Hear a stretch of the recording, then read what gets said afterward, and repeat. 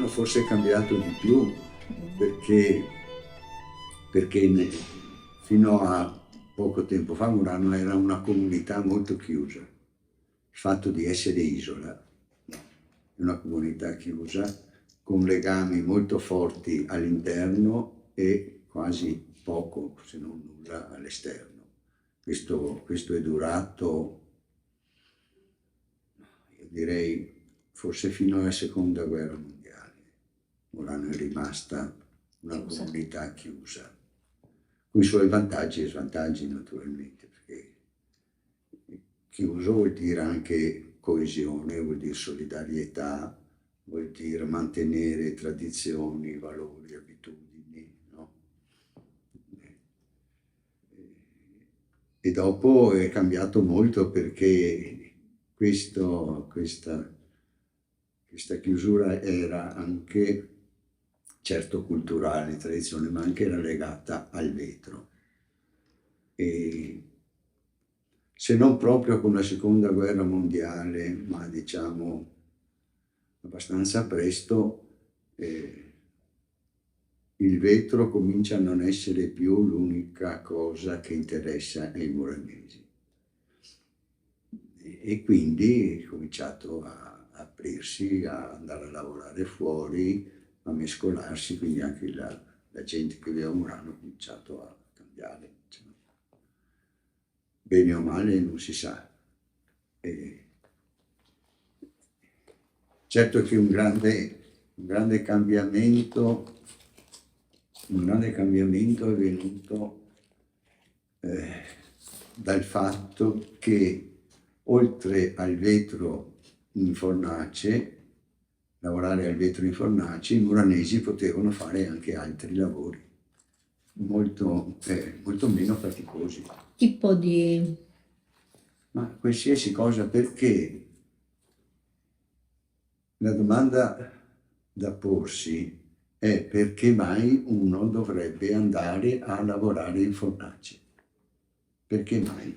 Perché è un lavoro pesante, mal pagato, che logora. E quindi se per esempio, questa è una cosa, se per esempio c'è la possibilità di andare a fare il marinaio nei vaporetti dell'Acni, adesso si chiama CTV, è molto più comodo, si guadagna di più, è molto più comodo. Adesso io non so bene gli stipendi, ma abbiamo noi, anch'io un po' in piccola parte sono responsabile, persone che si occupano del vetro, abbiamo creato una leggenda sul vetro, che è una leggenda, che non è la realtà. Perché noi quando abbiamo scritto i libri sul vetro, sui grandi, abbiamo parlato di grandi maestri, delle persone con grande successo, per i quali lavorare il vetro può anche essere una cosa piacevole, che dà soddisfazione. Adesso sono passato davanti per venire qua alla fornace di Archimede Seguso. Archimede Seguso credo che era morto a 92 anni, no? 90 anni passati, e fino al giorno prima continuava a lavorare. E perché gli dava piacere, aveva prestigio, oltre che anche successo economico. E lo stesso Lino Tagliapietra, che è 85, abbiamo inaugurato l'altro ieri l'esposizione di Livio Seguso, 89 anni.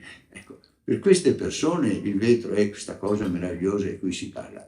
Per tutti gli altri è un duro lavoro, e quindi appena c'è la possibilità di trovare un altro lavoro, si va a fare un altro lavoro. E quindi la realtà di Murano è una realtà molto più complessa di quella che viene normalmente rappresentata, la magia del vetro. La magia del vetro è una bella cosa, ma un forno a 1200 gradi davanti alle mani e al naso è un'altra cosa, e questo è il problema. Per cui tutto questo avviene in un momento in cui c'è una grande rivoluzione nella produzione del vetro, e che è l'automazione, le macchine. lì sono disegnati dei bicchieri, tutti i bicchieri che si facevano in questa bellissima fornace, adesso li fanno anche più belli in macchine, anche più belli e sicuramente molto molto meno costosi. Per cui una produzione del genere non è più sostenibile, anche perché le persone che sono in grado di distinguere un vetro fatto industrialmente e un vetro fatto artigianalmente sono pochissime.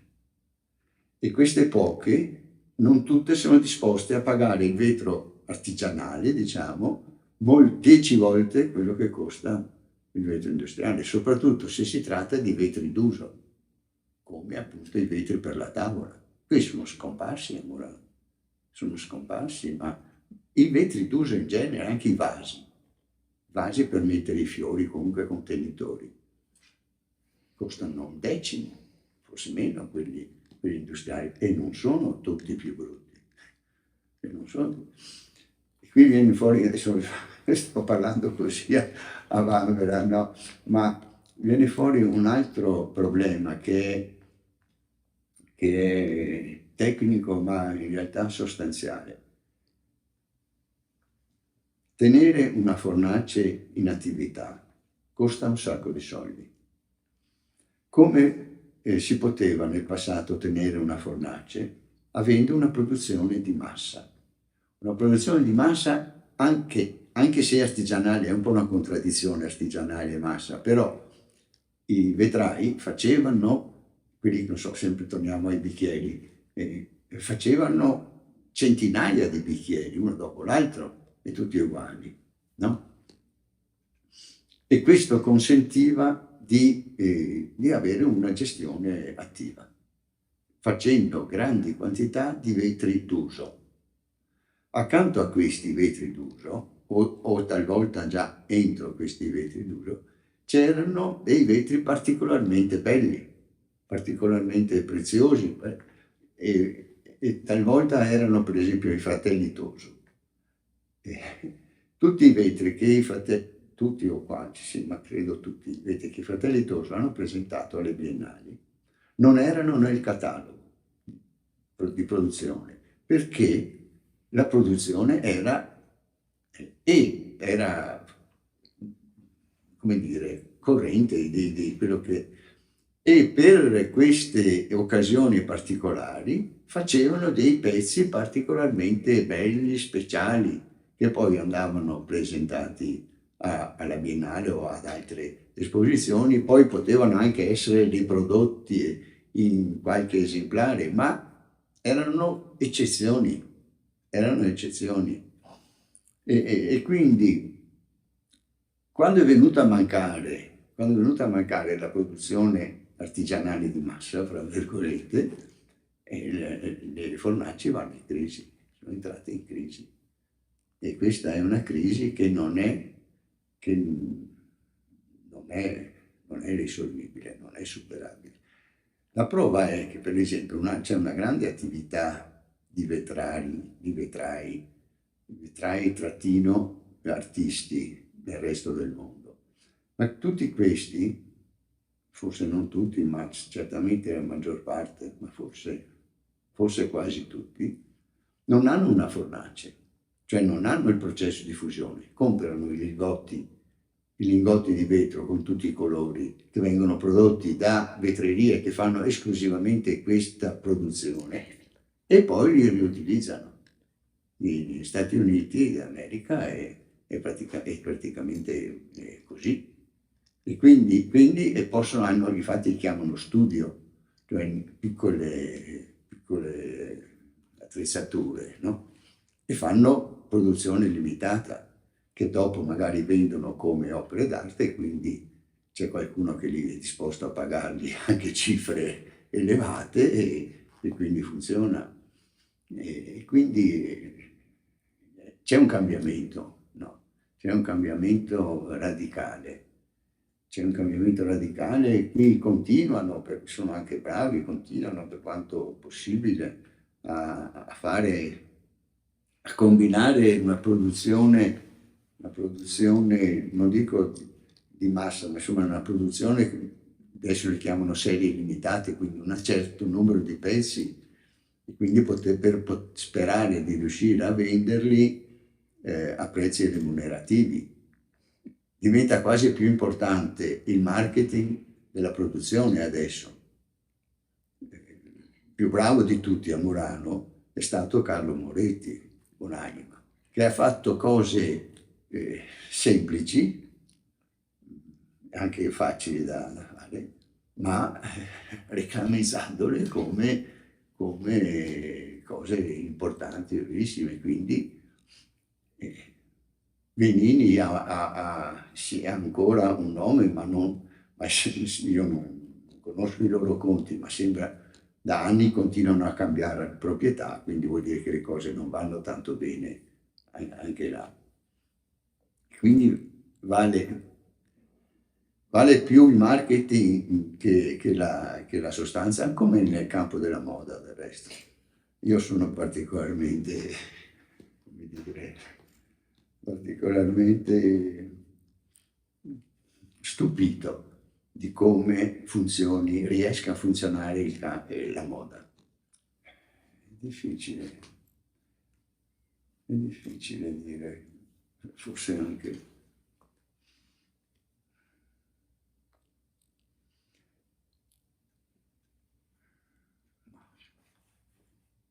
La richiesta, vedi, quello che sosteneva Murano era una normalità di concepire anche l'uso del vetro, cioè a tavola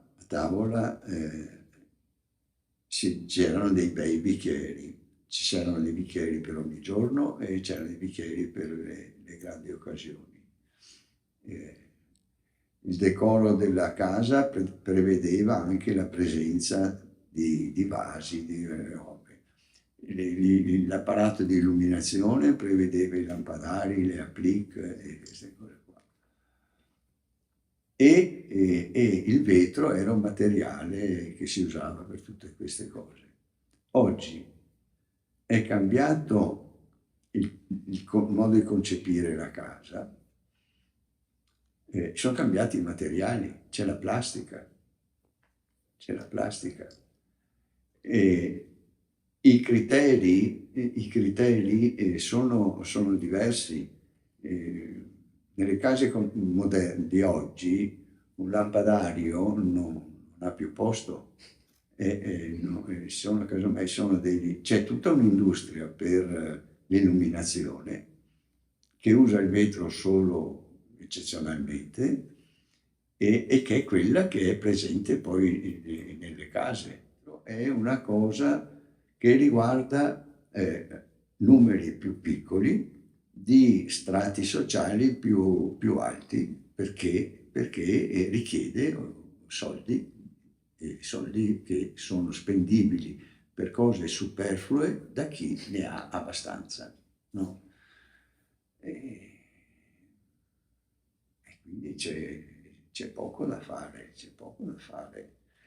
anche se i ricchi ci sono sempre stati, ma questi oggetti di vetro non sono tanto per i ricchi, i veri ricchi. I ricchi hanno bisogno di spendere da 100.000 euro in su per essere soddisfatti, mentre qui si parla di persone di 30, 40, 50.000 euro a disposizione. È una classe medio-alta che è influenzata da altri criteri, quindi un mercato che è sempre più piccolo, sempre più ristretto. Perché poi bisognerebbe anche vedere nel mondo del vetro chi ha successo. I grandi produttori di vetro sono tutti industrializzati, quindi l'artigiano non può fare concorrenza sul piano dell'utilità all'industria, deve avere un prodotto completamente diverso, ma quindi allora diventa un mercato sempre più piccolo, e più piccolo è il mercato, più influenzato dalla moda, perché bisogna che questi appartenenti a questo mercato abbiano gli stessi riferimenti culturali, e per cui, perché secondo me è stupido spendere 100.000 euro per un paio di calzoni, no? Se lei va qua adesso anche a Venezia, c'è un paio di strade dove c'è tutte queste cose. E un paio di calzoni può costare anche 300.000 euro, 500.000 euro, sì, sono cose folli, ma perché uno può essere così stupido apparentemente da spendere una cifra enorme per una cosa che si può avere l'equivalente? Perché quello spendere gli dà un'etichetta di ricco, di persona alla page, no, perché non compri i calzoni, compri un'etichetta che ti fa riconoscere dagli altri come una persona molto ricca. E quindi tutto il gioco sta nel creare le etichette, che dopo vengono riconosciute come importanti. Allora questo richiede un lavoro importante appunto nel marketing, che non è pensabile nel nostro piccolo mondo del vetro. Infatti c'è gente, la produzione di Venini, tanto per non far nomi, è scaduta enormemente, ma la gente non compra quell'oggetto, compra Venini, l'etichetta Venini. No, Venini adesso fa soffiati in uno stampo i vasi che una volta invece erano fatti a mano, ma nessuno se ne è accorto.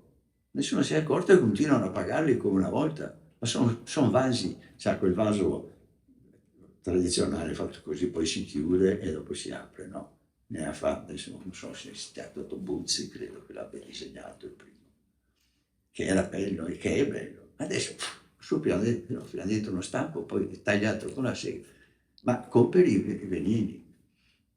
Venini come un po' anche il buon Carlo Moretti, no? Quelli, ma gli altri non hanno l'etichetta che si dice io sono stato comprato da uno ricco, bravo, intelligente. E quindi io la vedo un po' difficile. Ognuno cercava di fare le sue cose al meglio possibile.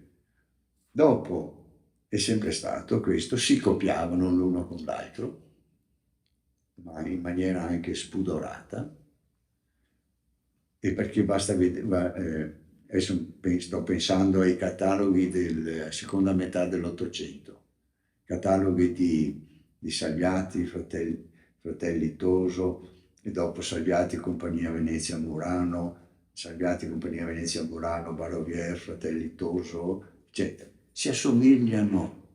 Uno è fatto così, l'altro invece è un po' piegato e allora è diverso, no? Tanto per non essere accusato di no, ma questo aveva la letta un po' piegata.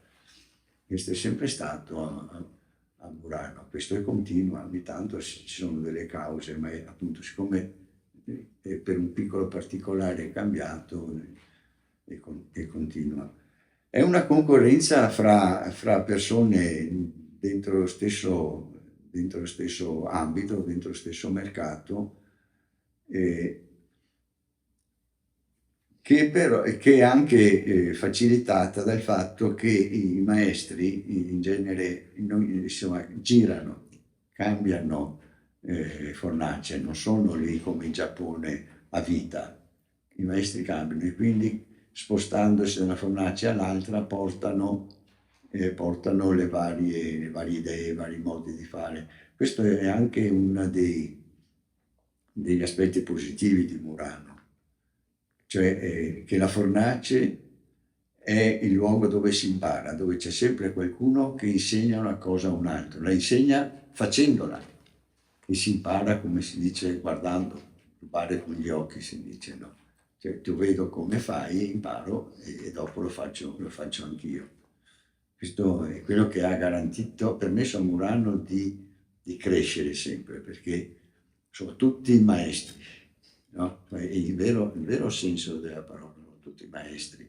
E quindi un maestro impara, insegna e mantiene. Però per quanto riguarda la concorrenza fra le diverse ditte, francamente non so. Non so.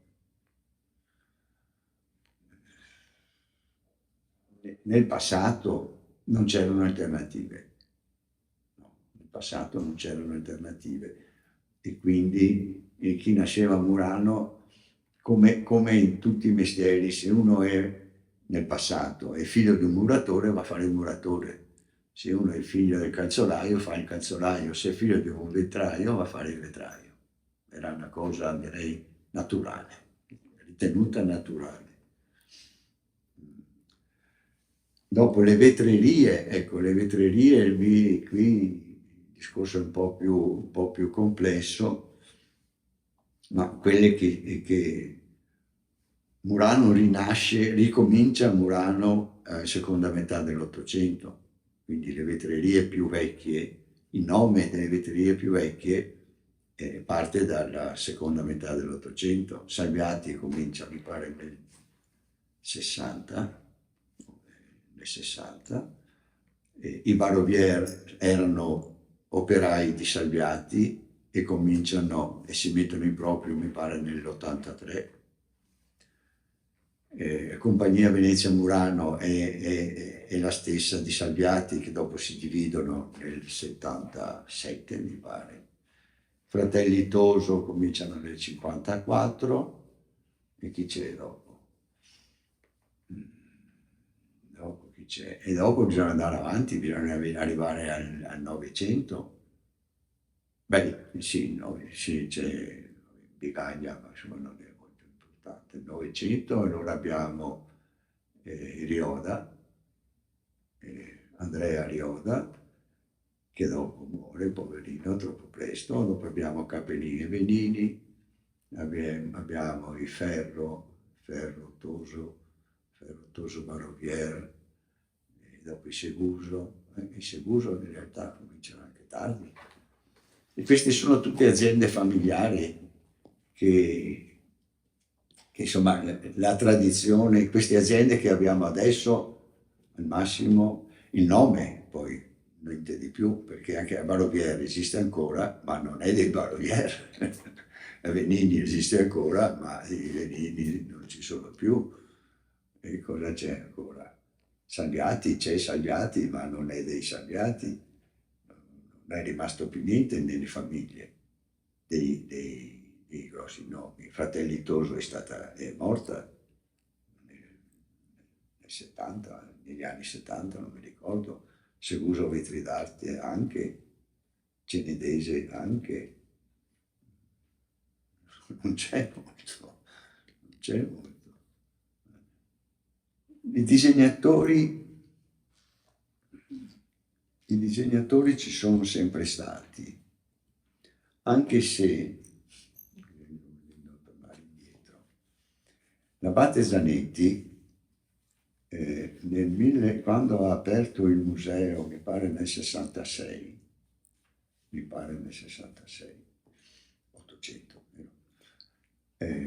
subito dopo ha aperto una scuola di disegno per i vetrai, perché giustamente diceva che un vetraio maestro che fa i vetri deve sapere, deve conoscere il bello, deve sapersi anche disegnare un vetro che dopo vuole realizzare, anche se già allora c'era il designer, diremmo oggi, no? C'era il direttore artistico, quello che preparava il disegno che poi i vetrai eseguivano. Quindi c'è sempre stato un disegnatore, c'è sempre stato.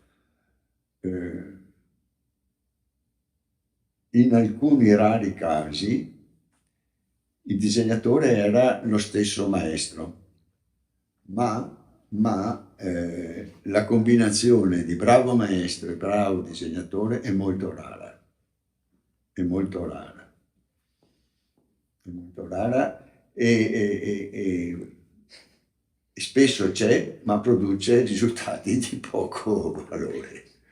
E questo è il problema, che un bravo maestro non necessariamente è un bravo artista, diciamo. Ecco. Anche se spesso c'è questa presunzione. Spesso c'è questa presunzione. Che si può anche capire perché la sola possibilità perché un vetraio sia conosciuto con il suo nome è di essere egli stesso il padrone della fornace. Altrimenti, ecco, prima abbiamo citato dei nomi tipo Barovier, Venini, Seguso, eccetera. Chi ha fatto i vetri di Salviati? Salviati non di sicuro, perché Salviati era un avvocato. Chi ha fatto i vetri di Venini? Un altro avvocato, Venini, all'inizio, no? Chi ha fatto i vetri di Alfredo Barbini? Alfredo Barbini, perché Alfredo Barbini era anche il proprietario della fornace. Chi ha fatto i vetri di Livio Seguso? Livio Seguso, perché era il proprietario. Archimede Seguso era un proprietario di fornace. Quindi il solo modo per passare dalla categoria dell'operaio anonimo alla categoria del maestro vetraio e possibilmente artista è di essere il proprietario della fornace, cosa che non è da tutti naturalmente, cosa che non è da tutti. E adesso ma c'è sempre stato in fondo, questo accoppiamento design o artista e vetraio, artista che normalmente adopera altre materie e vetraio, questo si fa di più, anche se generalmente quello che appare in questi casi è il nome solo del designer e il vetraio in genere scompare. Noi avevamo fatto, noi come associazione che c'è a Murano, abbiamo fatto 2 esperimenti interessanti, uno alla fine degli anni 70. Abbiamo fatto 3 volte, abbiamo chiamato Scuola Internazionale del Vetro, abbiamo chiamato un gruppo di artisti che operavano con altri materiali, abbiamo portati a Murano, per una settimana li abbiamo fatti girare per le vetrerie per capire cosa si può fare con il vetro, poi hanno disegnato il loro progetto di vetro che è stato realizzato da un maestro e quindi abbiamo fatto un'esposizione, un catalogo dove appariva il nome dell'artista e del maestro, perché, e questo è il bello, no? Se tu dai lo stesso disegno a 3 maestri diversi, escono 3 vetri diversi, perché ognuno ha la sua non solo capacità, ma anche capacità, non solo capacità, anche il modo di interpretare il disegno, perché, e questo è stato interessante. Dopo abbiamo fatto un'altra volta negli anni 90, una cosa simile, insomma, chiamavamo Premio Murano, chiamando degli artisti e selezionando e dando poi questi progetti a dei vetrai, anche qui dopo fare la cosa con i 2 tutti diversi, sì, è interessante questa, molto interessante. Adesso questo c'è anche adesso, anche se mi pare di vedere che i maestri proprietari sono forse un po' più presenti di una volta, perché sanno che non possono vendere un vaso per metterci i fiori, devono vendere un'opera d'arte. Devono cercare di presentarla come un'opera d'arte, è molto difficile, perché se tu metti in un vaso un fiore, quello non può, è un vaso, ma è un contenitore, non è più un'opera d'arte. Questo è molto divertente. Non so se posso raccontare un aneddoto così per Lino Tagliapietra, che è un maestro bravissimo, famosissimo, molto richiesti. Insomma, ha fatto una esposizione qui e c'è ancora un nuovo spazio, quello che chiamano appunto Conterie, vicino al museo. E per l'inaugurazione di questo spazio loro hanno uno spazio espositivo, hanno fatto una mostra delle opere di Lino, che sono bellissime. Però chi ha allestito la mostra, nella prima sala c'erano il Lino fa dei vasi incredibili, e hanno messo dentro i fiori.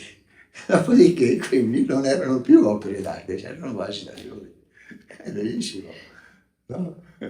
Allora, se è un vaso da fiori lo devi vendere a 600 euro, se è un'opera d'arte invece ne puoi chiedere 60.000. Questo è il mondo d'oggi. Ecco. Quindi il rapporto con i designer c'è sempre stato, continua ad esserci, ed è necessario in fondo, perché serve a creare questo mondo irreale che è quello della moda, dell'arte, che permette di ricavare da questo lavoro i soldi sufficienti e necessari per farlo andare avanti.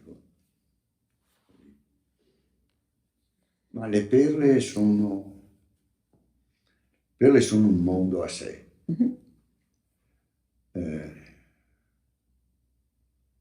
Sono un mondo a sé. Beh, la perla ha un ruolo importante nel vetro. Io credo, cioè, noi non sappiamo niente sull'origine del vetro. A un certo momento appare il vetro, probabilmente nel terzo millennio. Come appare il vetro? Probabilmente ci sono due ipotesi: che appaia nel mondo dei fabbri o nel mondo dei vasai, dei ceramisti, perché il fabbro per fondere il metallo deve sviluppare un fuoco molto, molto forte, molto potente, e normalmente questo fuoco è contenuto nella sabbia. E allora la sabbia, la sabbia che possa essere mescolata con della cenere, è la base del vetro. No? Cenere serve per il cosiddetto fondente. E quindi è possibile che in una fusione di metalli si sia casualmente formato il primo vetro. E quindi da lì potrebbe venire poi l'uso. L'altra possibilità è che siano nel mondo dei ceramisti, dove si facevano le perle di ceramica. Le perle di ceramica venivano poi coperte con ossidi, no? E quindi è possibile che in cottura, andando in sovracottura, cioè sviluppando una gradazione molto più alta di quella normale per cucinare l'argilla, questa fonde e quindi viene una massa vetrosa.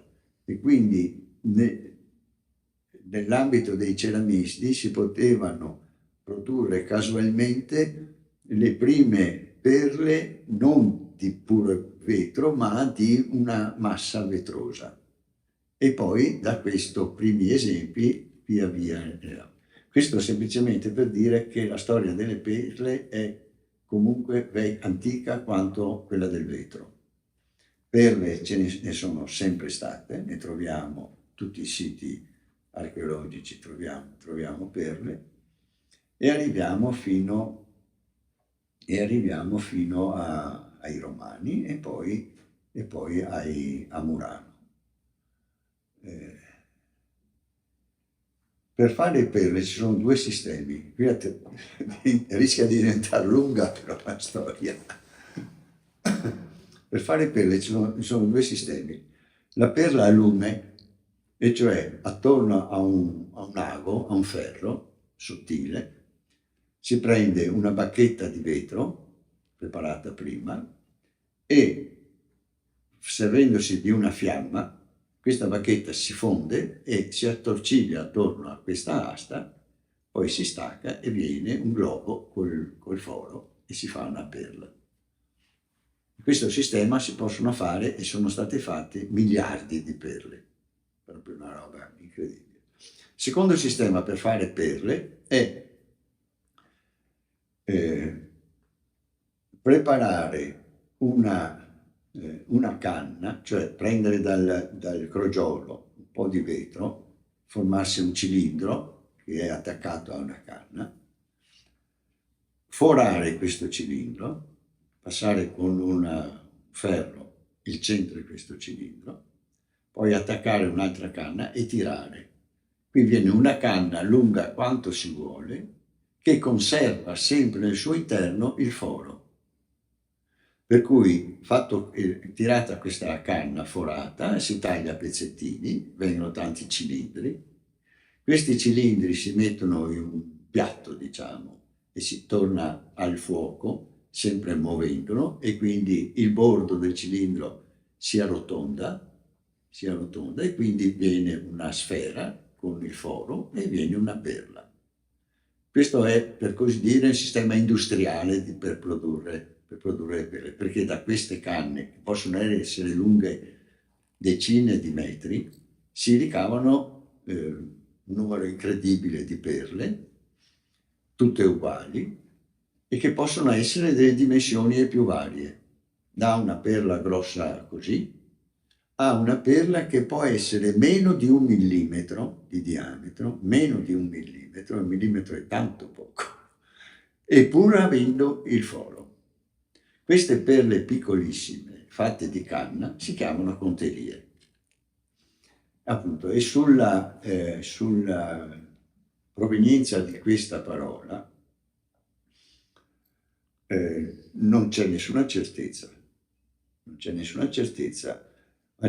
C'è chi immagina, ma con poco fondamento, che avesse a che vedere con il contare, perché queste perle sono state usate nei commerci, soprattutto con l'Oriente e con l'Africa, e che quindi venissero usate poi queste perle come monete, ma è molto improbabile. La soluzione che proponeva Cesare Barbini, che poi non credo che sia a sua volta l'ha sentita dire da qualche altro, è molto probabile invece, perché per certo esistono le altre perle fatte nello stesso modo, che sono chiamati paternostri. Questi paternostri originariamente, questa produzione era nell'arte dei cristallai, erano fatti di cristallo, ma i paternostri servivano per fare i rosari. Ogni 10 Ave Maria c'era una perla più grossa che era il Padre Nostro, perché dopo i 10 Ave Maria si diceva Padre Nostro, eccetera. E quindi che Conterie sia stato la contrazione di Conta Marie, perché si contavano le 10 Ave Marie, conta 10 e poi arrivava il Padre Nostro. Che Conterie sia la contrazione di Conta Maria, io credo che sia molto probabile e molto ragionevole. Molto ragionevole.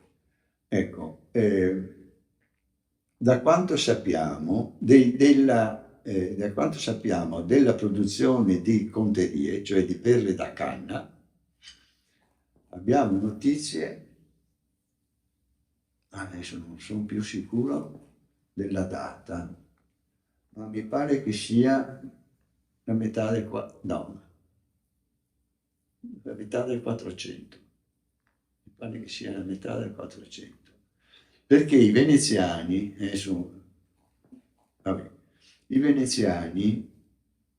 forse sul libretto c'è scritto, i veneziani facevano queste canne forate e le vendevano ai tedeschi. I tedeschi le tagliavano, le lavoravano e riportavano a Venezia le perle e i veneziani imbarcavano sulle navi e le portavano in giro per il mondo.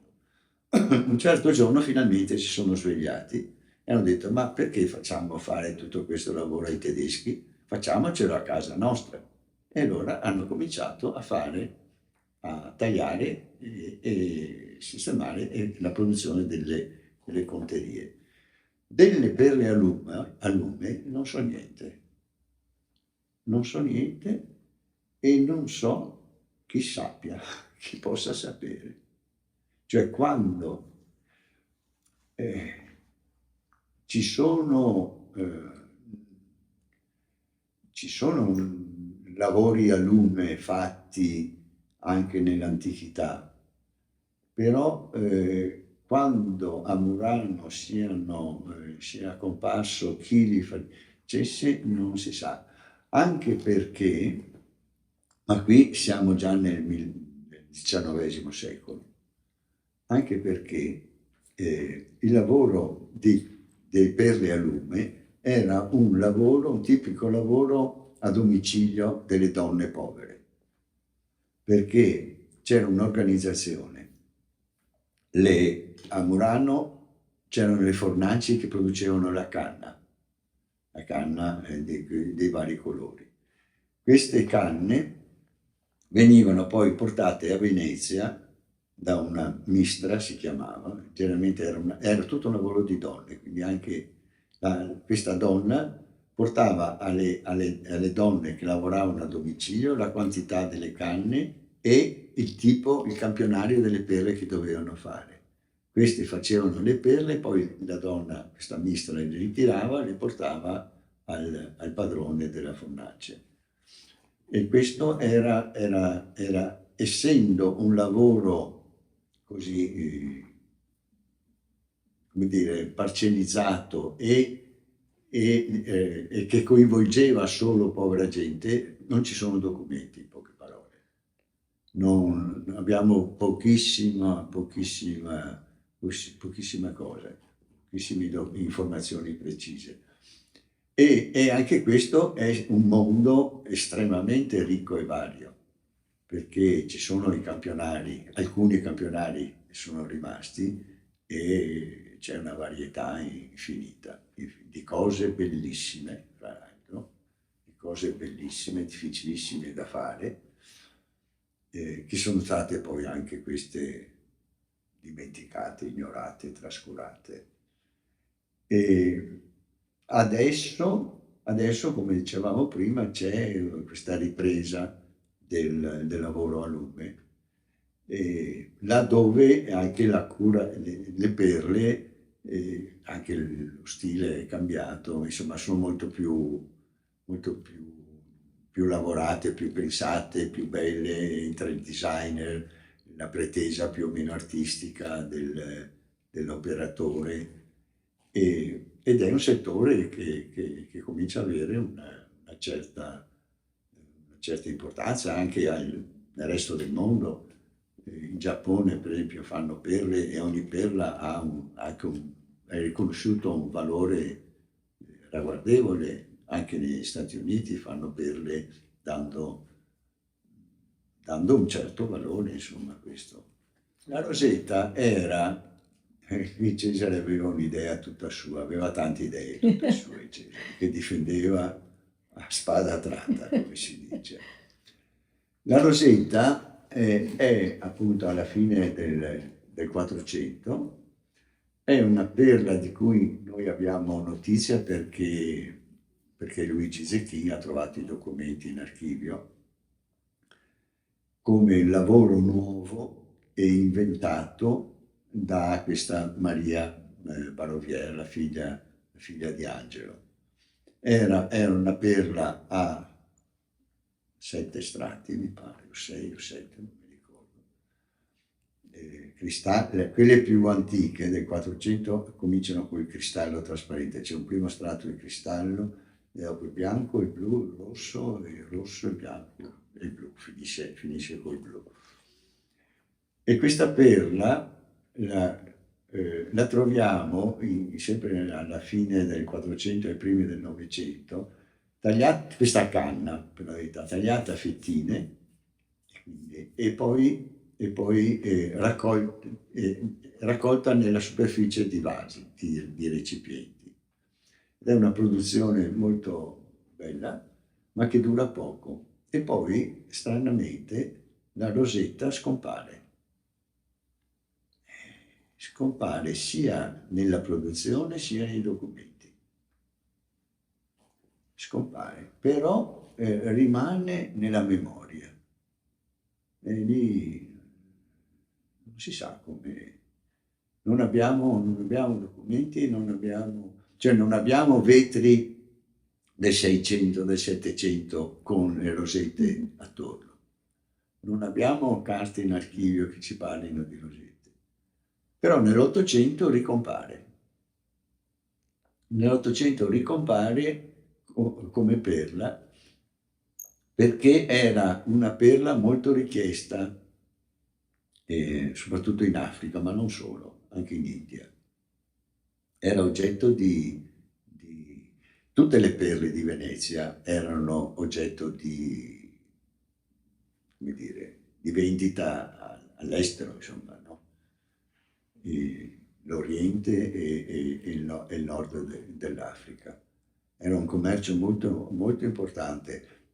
Parentesi, la sopravvivenza di questo commercio è stata fondamentale per Murano nel primo Ottocento, perché con la fine della Repubblica ci fu una crisi, Venezia era già in crisi, la fine della Repubblica, la dominazione prima francese e poi austriaca, ha prodotto una crisi enorme e a Murano rimanevano attive solo le fornaci che fabbricavano la canna per le perle, altrimenti Murano sarebbe morta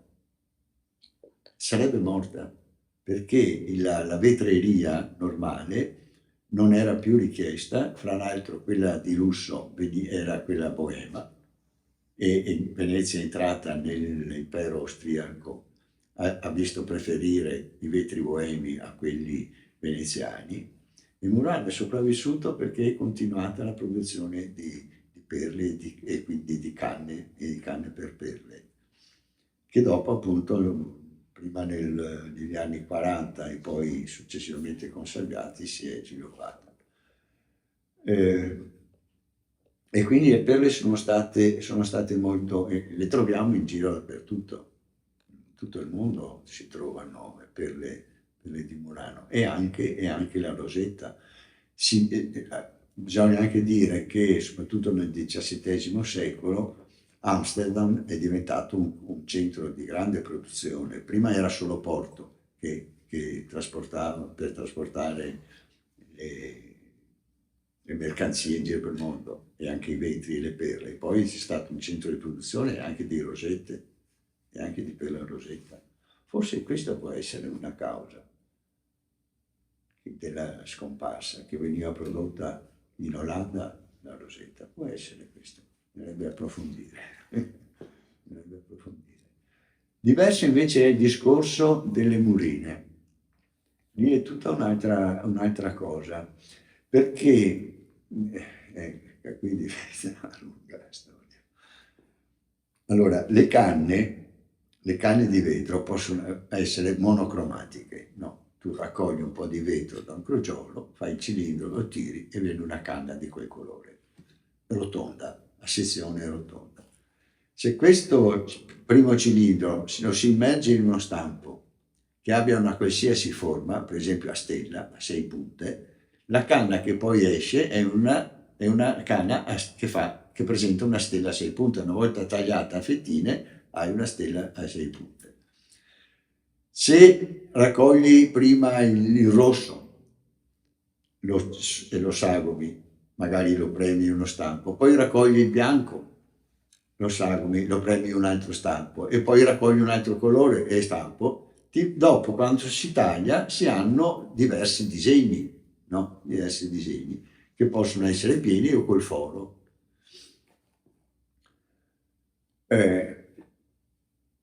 Le murine.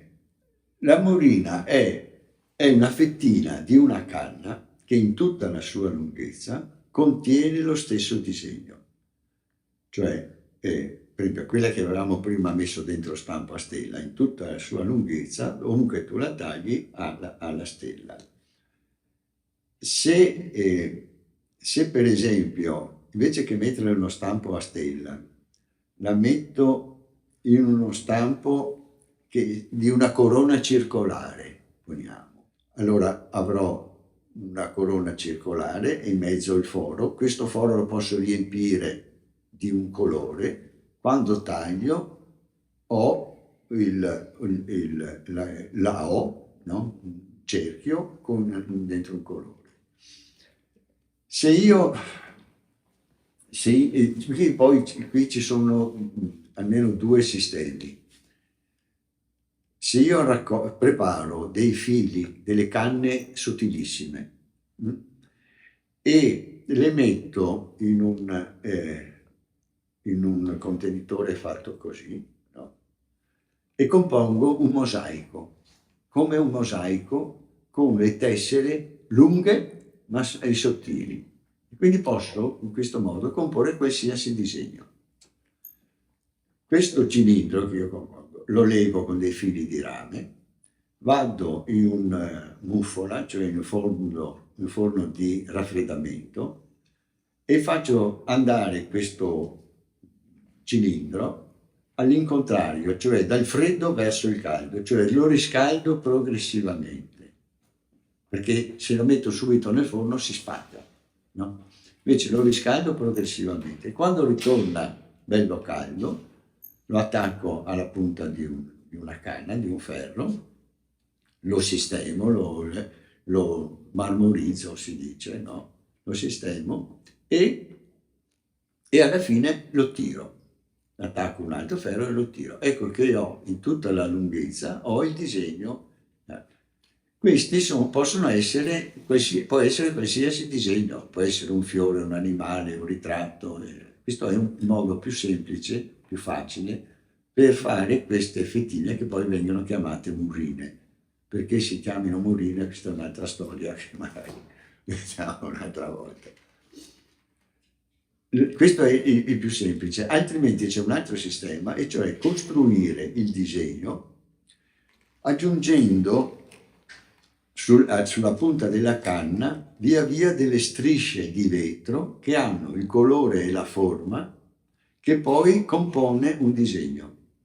E questo è molto difficile. Questo è molto difficile perché bisogna modellare questo pezzo di vetro che si attacca alla canna, al pontello si chiama, no? Bisogna modellarlo. Se io per esempio voglio fare un fiore, devo fare il centro del fiore, che potrebbe anche essere semplice, poi devo fare le diverse foglie, quindi una qua, devo fare. Allora devo modellare questo che aggiungo a foglia, fatto così, no?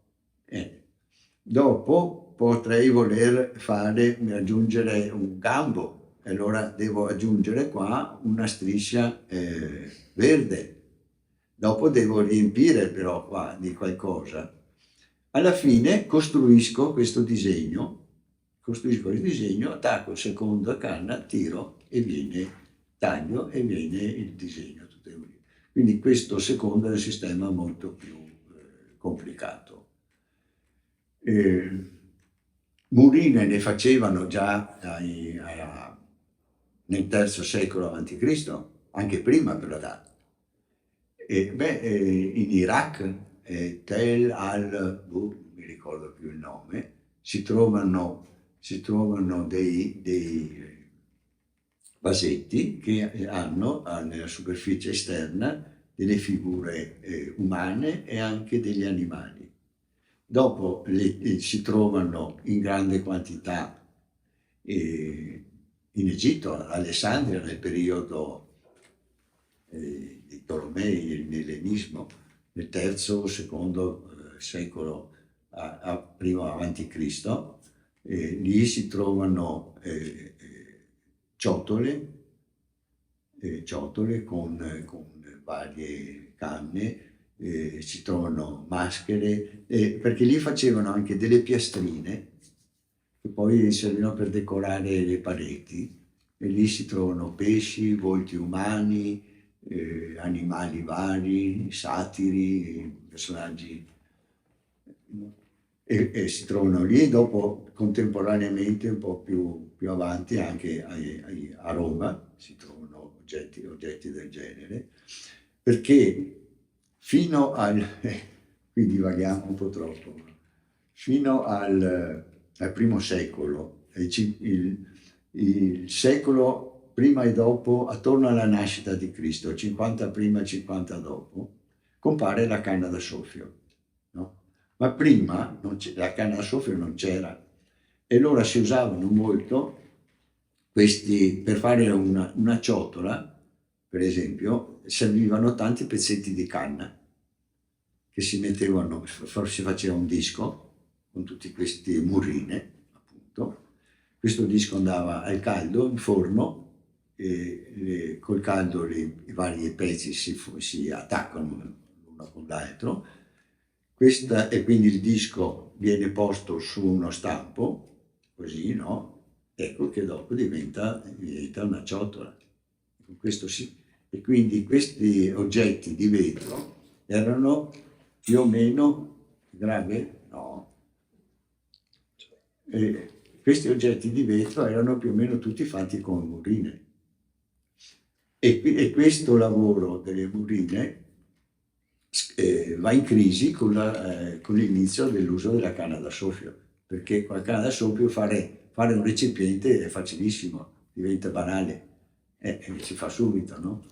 E quindi questo lavoro che era costoso e quindi anche riservato alle classi alte, progressivamente scompare, si riduce quasi a zero. Dopo noi ritroviamo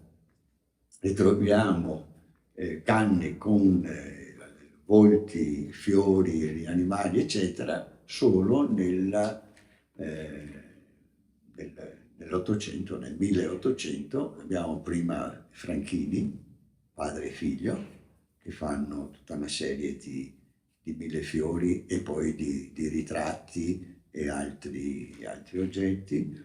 Poi abbiamo Vincenzo Moretti e Giovanni e Giuseppe Barovier, che fanno Moretti per Salviati prima per la Compagnia Venezia Murano a partire dal 1872, poi 76, 78, e i Barovier li fanno prima con Salviati fino al 1883, poi si mettono in proprio e ricompaiono nel primo decennio del Novecento. Giuseppe Barovier fa il Pavone, che è una murina molto, molto famosa, mi pare che sia del 1913, mi pare, o 15, non mi ricordo, forse 13. E resta però sempre un lavoro di nicchia, un lavoro perché è troppo costoso, è troppo lungo. Infatti adesso tutti questi oggetti sono molto, molto preziosi, insomma, che pochi ne sono rimasti. Quindi si fanno i gioielli, sì. Allora, Plinio il Vecchio, 73, non mi ricordo, dopo Cristo, scrive la Historia Naturalis Historia, non so quanti libri, 20, 30 libri, e parla di tutto il mondo. E quindi parla anche di vari minerali. E quando parla dei minerali, li cita, li descrive. Fra questi, nell'elenco di minerali c'è anche la murra, o mirra, la murra, con la quale si fanno i vasa murrina, che sono degli oggetti, scrive Plinio, molto ricercati, costosissimi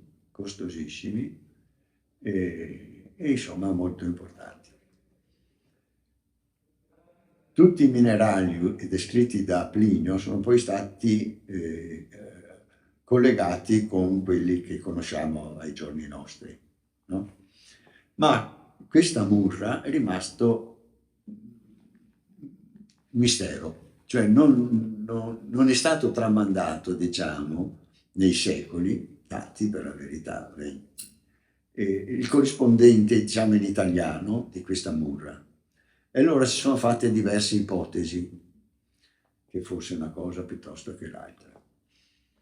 Plinio sempre parla del vetro, è lui che ha trascritto la famosa leggenda, che poi viene continuamente ripetuta anche come non leggenda, ma come verità, della scoperta del vetro, che dice, no, che dei marinai si sono fermati alla foce del fiume Belo, nel Libano, e hanno acceso il fuoco perché volevano mangiare, prepararsi la cena, hanno messo insieme per tenere il fuoco dei blocchi di natron, di soda, e la soda mescolata alla sabbia della foce di questo fiume improvvisamente si è sciolta e è venuto fuori un rivoletto di vetro, cosa ovviamente ma impossibile. Plinio stesso dice che è una leggenda alla quale lui non crede, però dopo questa storia dura tuttora. Va bene, lui parla del vetro e del vetro dice tante belle cose, e fra l'altro dice che si possono fare tanti colori e con il vetro si possono imitare i vasi murini. Quindi ci sono, al tempo di Plinio, delle imitazioni della murra fatte in vetro. Nel 1878 la compagnia Venezia-Murano presenta all'Esposizione Universale di Parigi degli oggetti con quelli che adesso noi chiamiamo murine, fatti da Vincenzo Morini. L'abate Zanetti, che descrive questi oggetti e il grande successo che questi oggetti hanno alla mostra di Parigi del 78, dice: questi sono i vasi Morini, come dice Plinio, questi sono i vasi Morini, cioè lui fa una acrobazia assolutamente ingiustificata. Per la verità, prima di Zanetti c'erano, nell'Ottocento si discusso molto su cosa fossero questi vasi Morini, i vari scienziati più o meno discutevano che fossero questi, e c'era anche chi sosteneva che potevano essere i vasi di agata variegata, i vasi che in vetro si facessero i vasi Morini, mentre Plinio dice semplicemente che viene imitato. E quindi Zanetti decide che quelli sono i vasi Morini descritti da Plinio. Da allora il nome è rimasto. Ecco, da allora il nome è rimasto, e quindi questi vasi, che al loro interno sono tutti fatti di fettine di canna o l'hanno all'esterno come superficie, vengono chiamati vetri Morini, così come le fettine di canna che contengono il disegno vengono chiamate murine. Diciamo, ormai è entrato nel linguaggio comune, e quindi si continua ad operare, con la sola annotazione che chissà perché in inglese, cioè più in verità in americano, gli americani dicono murrini, invece che murrine dicono murrini, ma vabbè, questo è del tutto irrilevante. Ecco, questa è la storia, è un'invenzione dell'abate Zanetti, ma nell'Ottocento erano disinvolti.